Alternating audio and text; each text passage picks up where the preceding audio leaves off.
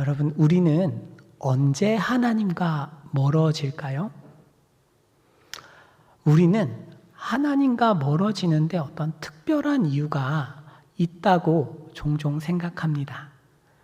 게으르고 나태하게 신앙생활을 하면 하나님과 멀어질 수 있겠죠. 혹은 인생에서 너무나 힘들고 해석하기 어려운 어떤 경험을 한다면, 어떤 가혹한 사건이 다가온다면 우리는 하나님과 때로는 멀어질 수도 있습니다. 하지만 오늘 저는 이런 이야기를 하려는 것은 아니고, 우리가 성실하게 신앙생활을 함에도 불구하고 하나님을 향한 열정과 하나님을 알고 싶은 소원이 자라기보다는 우리의 마음이 놀라울 정도로 식어가는 것을 경험하는 우리 모든 사람들을 위해서 말씀을 준비했습니다. 우리의 미스테리죠. 아니, 하나님을 정상적으로 예배하고 형식을 지켜서 심지어는 꽤 힘을 다하여 하나님을 섬김에도 불구하고 하나님을 사랑하는 마음이 그다지 커지지 않을 뿐만 아니라 사실은 내 안에 하나님을 향한 열정이 사라지는 경험들을 하곤 하는 것입니다. 도대체 왜 이럴까요? 오늘 본문은 이 질문에 대답하고 있습니다. 여러분, 열왕기상 8장에서 솔로몬은 성전을 하나님께 봉헌합니다. 성전 낙성식을 하면서 기도를 해요. 기도를 하는데 어떤 기도인가 하면, 하나님, 이 성전을 받아주십시오. 이 성전을 거룩하게 구별하여서 하나님께 올려드렸사오니 하나님께서도 이 성전을 향해서 기도하는 우리의 기도를 들어주십시오 라고 기도합니다. 그리고 나서 이제 오늘 본문인 9장입니다. 9장에서 하나님께서 솔로몬에게 나타나셔서 두 가지를 말씀하십니다. 첫 번째는 내가 너의 기도를 들었다. 내가 성전에 내 이름을 두고 성전을 향해서 기도하는 너의 기도를 듣겠다 라고 약속하셨어요. 그런데 두 번째 말씀은 조금 당황스럽습니다. 어떤 말씀인가 하면, 성전을 지어서 봉헌하였음에도 불구하고 하나님의 초점은 성전이 아닌 것입니다. 성전에서 형식적으로 좋은 예배를 드린다고 하여도 그것이 이스라엘과 하나님의 관계를 결정하는 것이 아니고, 하나님과 하나님 백성을 결정하는 아주 중요한 요소는 이스라엘 백성이 하나님의 법을 얼마나 존중하면서 사는가입니다. 성전이 없는 시절에도 성전이 있는 시절에도 이 원칙은 동일하다라고 하나님께서 솔로몬에게 말씀하고 계신 것이죠. 그래서 열왕기상 9장 6절 7절 이렇게 이야기하거든요. 계명과 법도를 지키지 않으면, 그래서 다른 신을 섬겨서 경배하면 내가 이스라엘을 그들에게 준 땅에서 끊어버릴 것이다 라고 경고를 하고 계십니다. 경고를 하고 있어요. 여러분, 이 말씀을 듣고 솔로몬이 어떤 반응을 보일까요? 당연히 어떤 반응을 보여야 하겠습니까? 율법에 헌신하는 장면이 나와야 할 것 같아요. 하지만 그런 장면이 나오지가 않아요. 그럼 무엇이 나오는가? 솔로몬이 점차 하나님과 멀어지는 모습이 등장합니다. 사실 이 열왕기상 9장을 성실하게 아주 꼼꼼하게 읽으시면 독자는 당황할 수밖에 없는 부분이 있는데, 솔로몬이 하나님과 멀어진 이유를 모르겠다는 거예요. 원인이 있어야 되는데 결과만 있습니다. 목사님, 솔로몬은 이방 여자들 때문에 멀어진 것 아닙니까? 그거는 나중 얘기예요. 분명히 어떤 시점이 있는데, 어떤 원인이 있는데, 솔로몬이 어떤 이유로 하나님과 멀어졌는데 이유를 못 찾겠는 것입니다. 저희를 충격에 빠뜨리는 구절이 25절인데요. 25절은 이렇게 되어 있어요. 솔로몬이 여호와를 위하여 쌓은 제단 위에 해마다 3번씩 번제와 감사의 제물을 드렸어요. 이것은 무교절, 칠칠절, 초막절이라는 유대의 3대 절기를 다 지켰다는 의미입니다. 말하자면 지금 솔로몬은 하나님 앞에서 정상적으로 모든 예배를 다 드리면서 하나님과 멀어지고 있어요. 우리의 고민은 그 이유가 무엇인가? 도대체 솔로몬은 어떤 이유로 하나님과 멀어졌는가 하는 것입니다. 자, 그런 상황, 그런 어떤 물음을 품고 오늘 본문을 보셔야 해요. 이런 궁금증 앞에 오늘 본문이 솔로몬과 히람 사이의 이야기, 어떤 한 사건을 보여주고 있습니다. 어떤 사건인가 하면 일단 사건을 설명하기 전에 히람 왕과 솔로몬의 관계를 조금 이해하실 필요가 있어요. 솔로몬은 팔레스타인 전 지역을, 제국을 통치하는 왕입니다. 왕. 히람은 팔레스타인 지역의 하나의 섬, 두로라는 섬을 지배하는 왕이에요. 그러니까 둘 다 왕인데 사실은 동급입니까? 아닙니까? 같은 급은 아니에요. 서로 이만큼 차이가 나는 왕입니다. 말하자면 우리로 치면 대통령과 제주도 시장의 그 정도의 차이, 그 이상일 수 있어요. 그런데 원래 솔로몬과 히람의 관계는 열왕기상 5장에서 좋은 관계였어요. 한번 보실까요?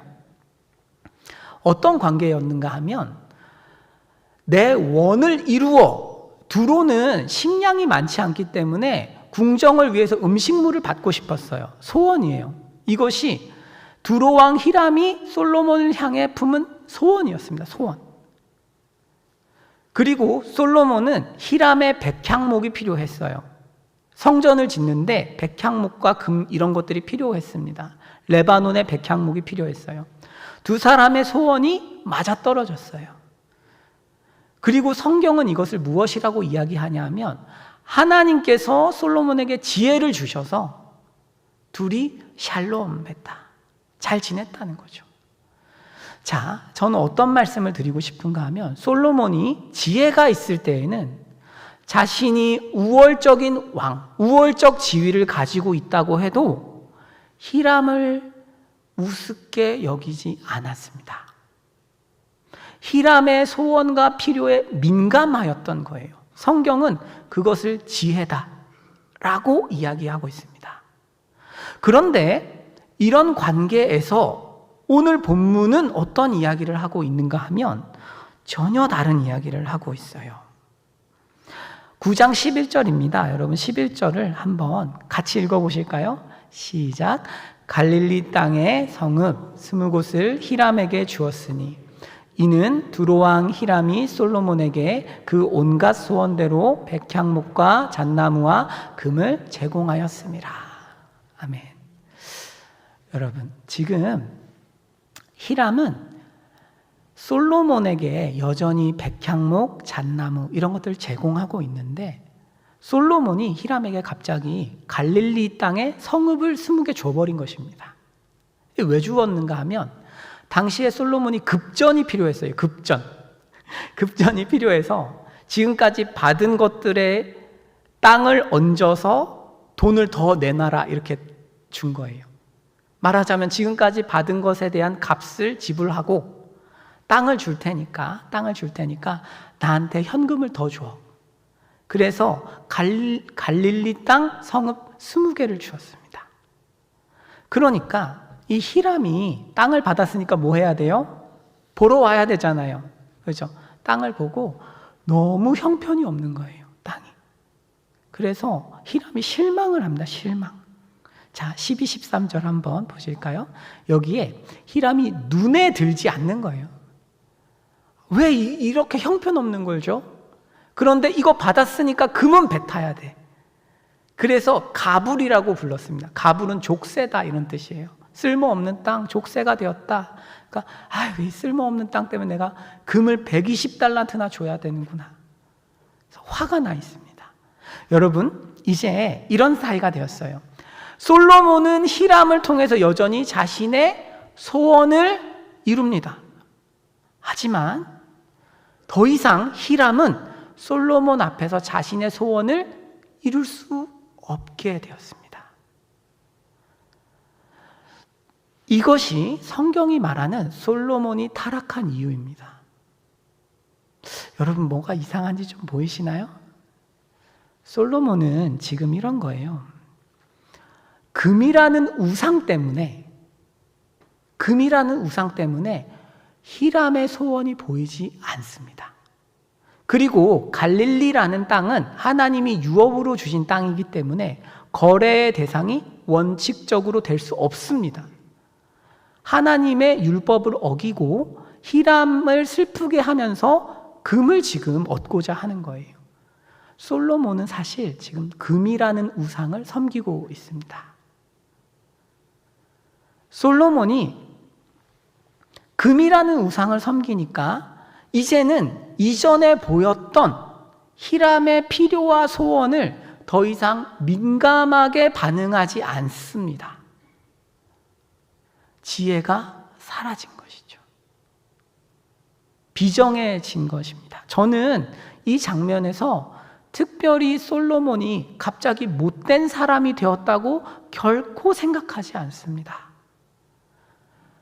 다만 솔로몬의 어떤 영적인 민감도, 주위 사람을 얼마나 챙기는지에 대한 어떤 감각이 사라진 것이죠. 사랑하는 여러분, 솔로몬은 지금 비정해졌어요. 혹시 우리가 하나님을 떠나서 어떤 우상을 섬기고 있다면 가장 여기에서 우리를 스스로를 테스트해 볼 수 있는 어떤 리트머스지가 있다면 나보다 연약한 사람들을 향한 소원과 필요에 내가 얼마나 민감한가? 나는 과연 힘이 없고 나보다 감히 나에게 대적할 수 없는 사람들을 향해서 어떠한 민감함을 가지고 있는가? 만약 그렇지 않다면 혹시 지금 내가 섬기고 있는 어떤 사람을, 그 사람의 소원을 전혀 알고 있지 못한다면 그것은 사실 우상 숭배자의 가능성이 굉장히 높습니다. 왜 우상을 섬기면 이렇게 될까요? 왜 금을 섬기면 사람이 이렇게 될까요? 성경은 우상을 섬기는 사람이 받는 심판이 있다고 이야기해요. 어떤 심판일까요? 시편 114편입니다. 시편 114편에 우상을 만드는 자들과 그것을 의지하는 자들이 다 그와 같으리로다 이래요. 우리는 우리가 예배하는 것을 닮아갑니다. 아주 유명한 문장이죠. 우리는 우리가 예배하는 것을 닮아가기 때문에 하나님을 우리가 예배하지 않는다면 우리는 비정해집니다. 여러 학자들이 나와서 20세기 대단한 철학자들이 나와서 인간 소외 현상을 다룹니다. 왜 현대사회에서 인간은 소외될 수밖에 없는가? 도대체 왜 인간은 인간성을 잃어버리고 자신의 존엄을 잃어버리고 살아갈 수밖에 없는가? 이 구조 자체가 사람을 비인간화하는데 우리는 그곳에서 어떻게 살아야 하는가를 엄청나게 논의하지만 성경의 답은 간단합니다.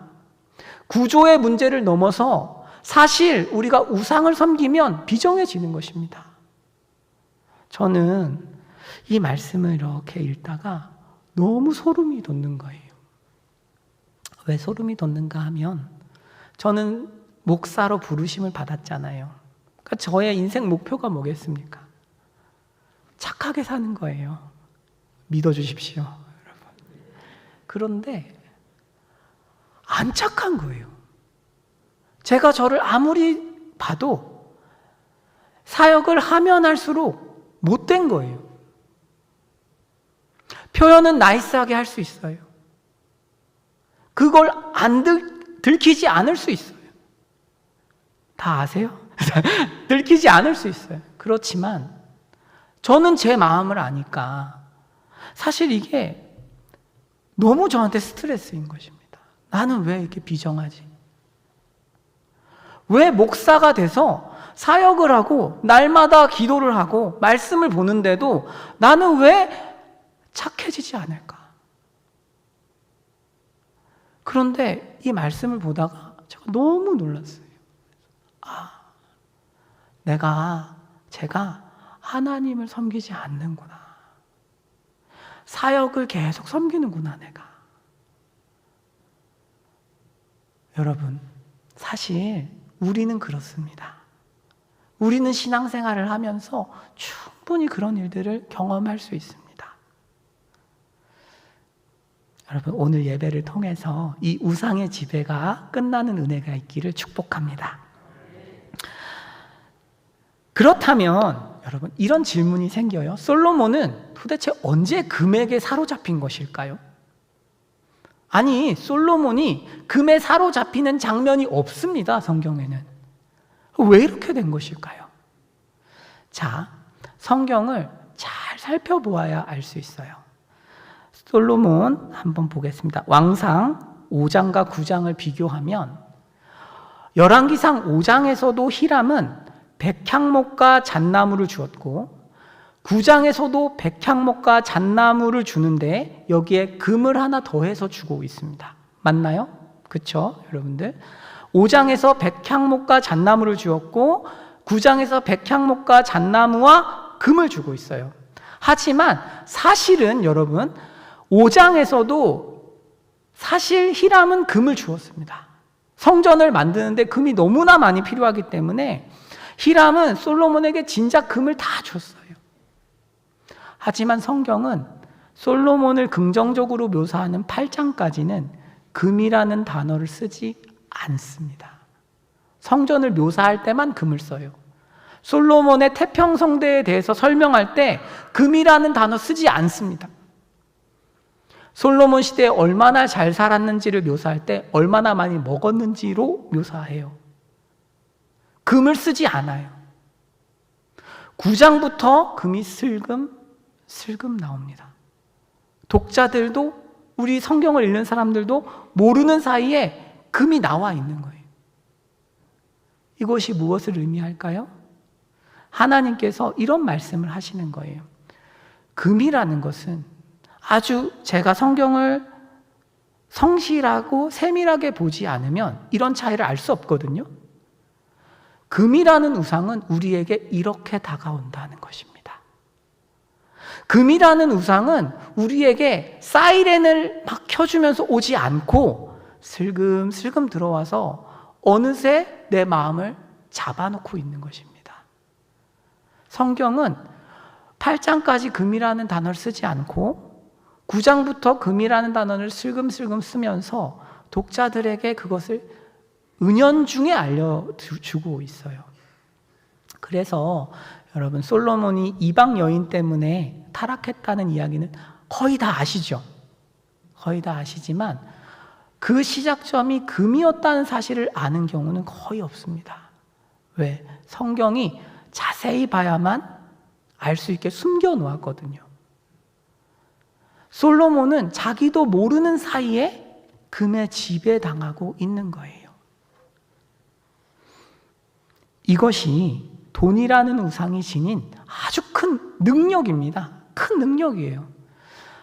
이제 소천하신 팀켈러 목사님의 내가 만든 신이라는 작품에서 돈이라는 우상을 이렇게 이야기하는데, 돈이라는 우상은 아주 뛰어난 특성이 있는데 은폐성이라는 특성이 있다고 해요. 자기를 숨기는 특성이 있습니다. 돈이라는 우상은 예를 들어서 간음과 달라서, 간음을 저지르는 사람이 이렇게 말하지 않습니다. 정신 차려보니 내가 간음 중이군. 그렇게 말하지 않습니다.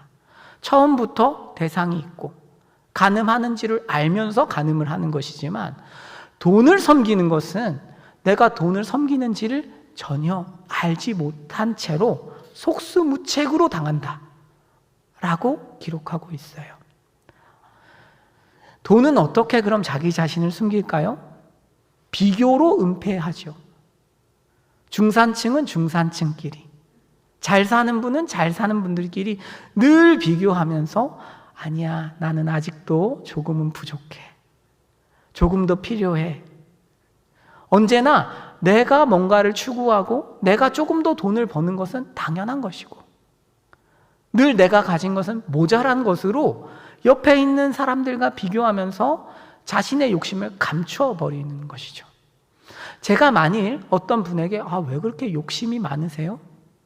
라고 한다면 그분께서는 인정하지 못하실 가능성이 너무너무 높습니다.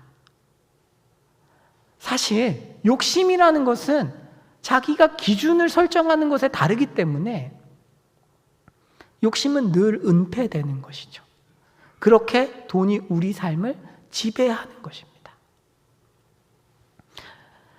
사랑하는 성도 여러분, 이것이 제가 설교를 시작하면서 우리가 정상적인 신앙생활을 하는데도 불구하고, 아니 오히려 정말로 온 힘과 열정을 가지고 신앙생활을 하는데도 불구하고 하나님을 향한 사랑이 자라지 않는 이유입니다.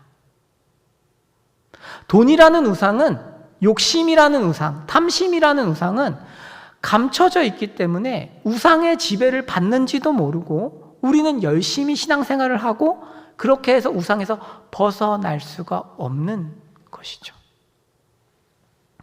지금 이 시간만큼이라도 우리가 하나님 앞에서 과연 우상을 섬기고 있는지, 탐심을 섬기고 있는지를 한번 정직하게 돌아보시면 좋겠습니다.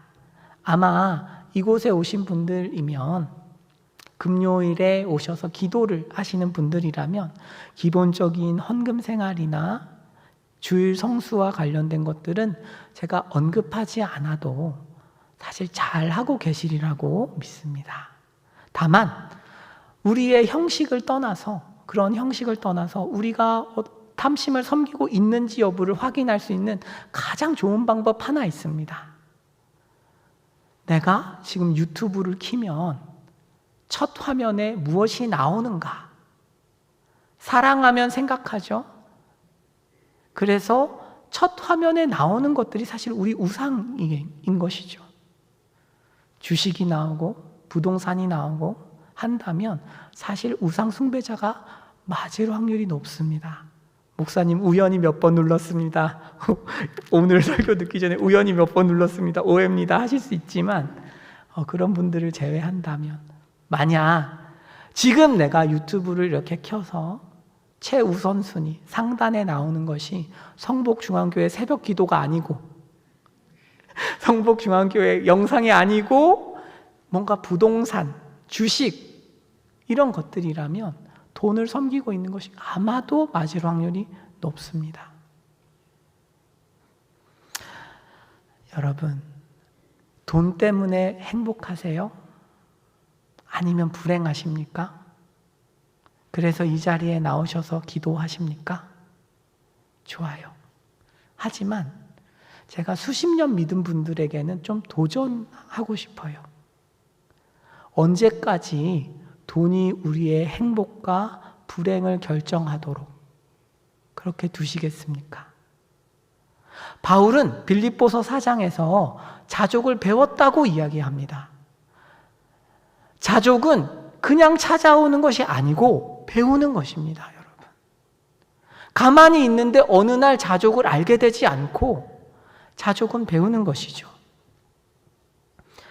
돈을 섬기면서 살아가는 중에 이 자족을 배우지 못한다면 우리는 인생을 낭비하고 하나님을 경험하지 못하게 되는 질병을 가지게 되는 것이죠. 사랑하는 성도 여러분, 만약 우리가 이 돈 때문에 우리의 행복과 불행이 결정되는 것에 만약 자존심이 상하지 않으신다면 그것은 심각한 문제가 있는 것입니다. 돈 때문에 마음이 상하는 것이 수십 년 믿었는데 당연한 것이 아닙니다, 여러분. 물론 걱정이 될 수 있지만 돈이라는 이 우상이 우리 인생에 어떤 거대한 것들을 결정한다고 믿는다면, 행복과 불행이 그것 때문에 결정이 되고 있다면 오늘부터라도 결심하셔야 하는 것이죠. 하나님, 저는 돈 때문에 저의 행복을 넘기지 않겠습니다. 라고 말이죠. 만약 돈을 섬기면서 살아가면 어떤 일이 일어날까요? 물론 우상을 담는데 더 심각한 일도 있습니다. 톨스토이는 이반 일리치의 죽음이라는 작품에서 이런 이야기를 했는데 한번 보여주시겠어요? 이반 일리치라는 판사인데요. 이 판사가 죽음을 앞두고 이런 이야기를 해요. 내가 평생 돈 때문에 사로잡혀 살았구나. 죽음이 가까이 오니까 비로소 알게 된 거예요. 그러면서 이렇게 고백합니다. 이 생명력 없는 업무, 돈 걱정, 그렇게 보낸 1년, 2년, 10년, 20년. 언제나 똑같은 삶, 살면 살수록 생명은 사라져가는 삶. 나는 산에 올라가고 있다고 상상했지. 하지만 일정한 속도로 내려오고 있었던 거야. 분명 사람들 눈에 나는 올라가고 있었어. 하지만 정확하게 그만큼씩 삶은 내 발 아래서 멀어져 가고 있었던 거야. 사랑하는 여러분, 이것이 돈이라는 우상이 우리 삶을 끝까지 끌고 갔을 때 나타나는 현상입니다. 삶을 낭비하는 것이죠. 그 낭비가 차라리 열심히 놀고 내가 원하는 걸 하면서 낭비했다면 그거면 어쩌면 조금 더 나을지 모르겠어요. 하지만 정말로 내가 하고 싶은 걸 참고 하기 싫은 걸 하면서 고작 돈을 쫓아간 삶이 고작 허망하다면 그 삶은 너무 불쌍한 것 아닙니까? 돈이라는 우상은 우리에게 잘한다 이야기해요. 그래서 계속 올라가는 것 같아요. 내 삶이 잘 된다고 착각해요. 하지만 그럴수록 점점 우리가 하나님과 멀어지는 것입니다. 솔로몬이 그런 거잖아요. 잘 되는 거예요. 너무 잘 돼. 그러니까 돈에 잡아먹혀 버렸습니다. 여러분, 그렇다면 솔로몬이 이 우상의 속수무책으로 당한 이유와 그러면 그 해결책에 대해서 오늘 듣고 마무리할 텐데요. 솔로몬은 왜 이렇게 속수무책으로 돈이라는 우상에 당했을까요? 열왕기상 3장에 그 비밀이 숨어 있어요. 한번 보실까요? 3장 6절에 솔로몬이 기도를 하는데 이렇게 기도를 합니다. 주 앞에서 다윗이 성실과 공의와 정직한 마음으로 주와 함께 행했다. 그러니까 큰 은혜를 베푸셨다. 여러분, 이 순서의 이상함을 느끼셔야 돼요. 열왕기상의 저명한 학자인 이안 프로반이라는 학자는 지금 솔로몬 기도를 볼 때 솔로몬은 하나님과 자신을 교환관계로 이해하고 있다고 말합니다. 다윗이 잘했기 때문에 하나님이 은혜를 주셨다라는 기도가 너무 섬찟한 것이에요. 다윗이 잘해서 하나님이 은혜를 주신 것이 아니고 사실은 하나님이 은혜를 주셨기 때문에 다윗이 잘할 수 있었던 거잖아요. 그런데 솔로몬 그것을 놓친 거예요. 모릅니다. 솔로몬이 기도를 하면서 나타난 그의 신학에는 공로주의와 보상, 세상의 시스템이 들어가 있는 거예요. 그러니까 성전을 짓고 나서는 하나님 앞에 더 이상 할 게 없습니다. 하나님, 이 위대한 성전 내가 다 지었습니다.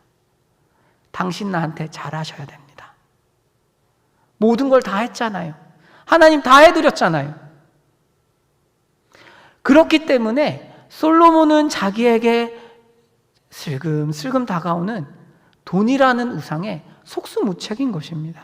인간은 하나님을 벗어나는 순간 어떤 현상이 벌어지는가 하면 하나님과의 교제가 끊어지고 하나님을 경험하지 못하는 사람은 자신의 정체성과 가치와 삶의 목적과 의미를 바깥에서 찾아야 합니다.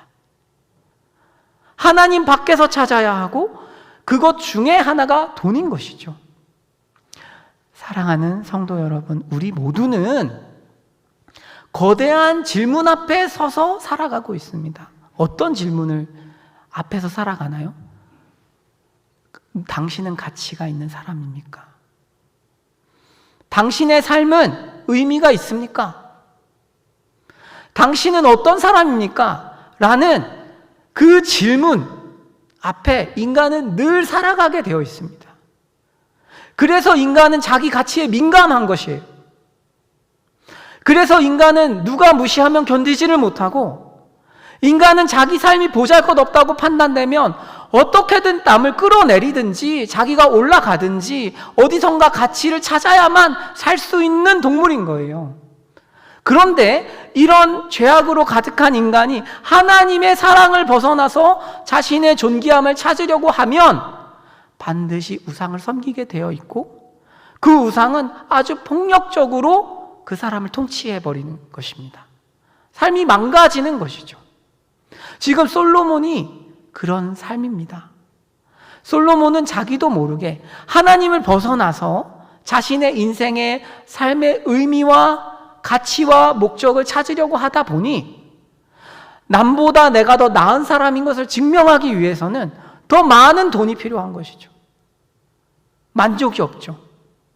바벨탑은 100층을 쌓아서 끝나는 문제가 아니지 않습니까?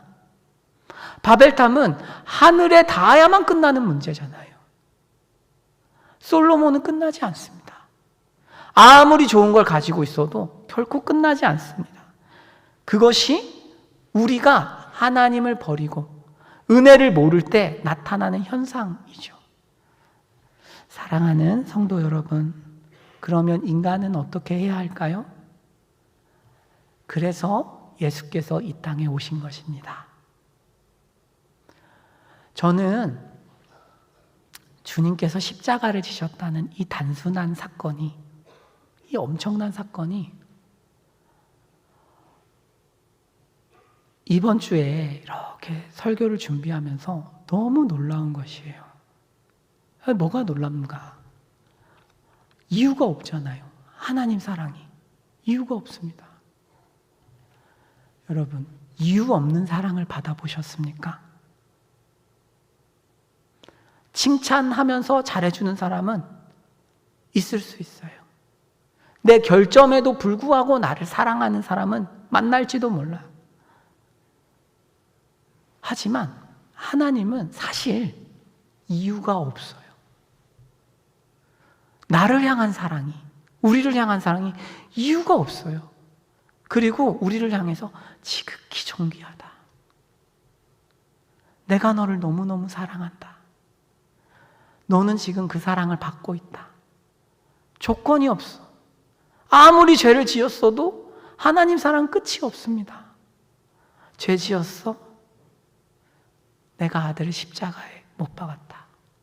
이 사랑을 믿어라.